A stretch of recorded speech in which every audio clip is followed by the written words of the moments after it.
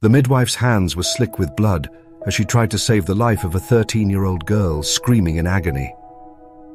For hours, this child, because that's what she was, a child, had been fighting to bring a baby into a world she barely understood. In that freezing room of Pembroke Castle, January 1457, everyone knew the truth. Margaret Beaufort should never have been pregnant. She was born in 1443 at Bletsoe Castle.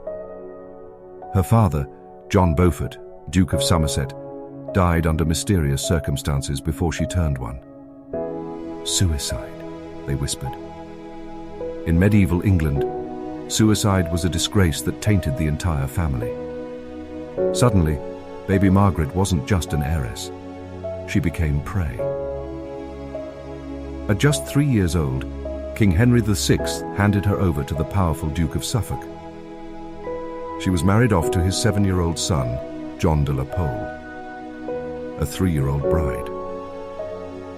She probably couldn't even pronounce the words of the ceremony. Even the church approved, granting papal permission despite their blood relation. But that marriage didn't last. Her husband's family fell from power, and Margaret was placed back on the political market. At 12 years old, Margaret was married to 24-year-old Edmund Tudor.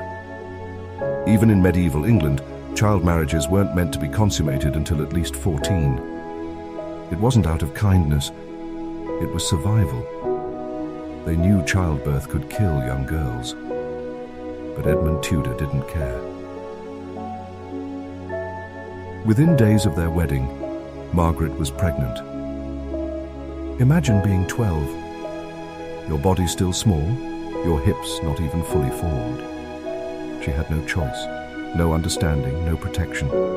She was a child raped by her husband to secure his claim over her lands. Edmund was captured during the Wars of the Roses and died in captivity before his son was born. Margaret, now a 13-year-old widow, was alone and 7 months pregnant in the middle of a civil war. On January 28, 1457, her labor began. Her tiny body wasn't ready. The baby was stuck. Hour after hour, her screams echoed through the stone walls. She was torn apart inside. Contemporary records tell us she never had another child again. Her body was permanently damaged at 13 years old. The baby survived. They named him Henry Tudor, who would one day become Henry VII, founder of the Tudor dynasty.